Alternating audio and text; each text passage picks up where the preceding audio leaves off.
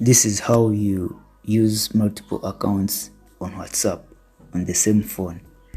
So go to your WhatsApp where you already have one account, then go to the menu and then go to settings.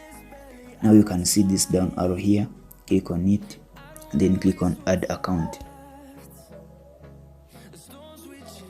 You have this screen, click agree and continue, then add another phone number that you would like to use.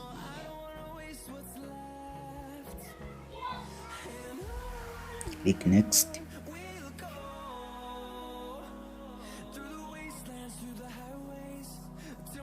Then click yes to verify. I would like to verify using SMS.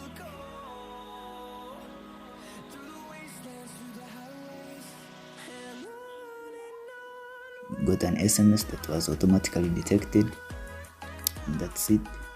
Then enter a name, click next, and your other account will be added.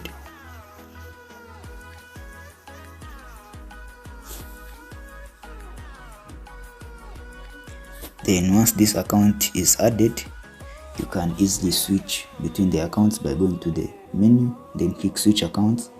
That takes you to the other account, then that brings you back to this new account.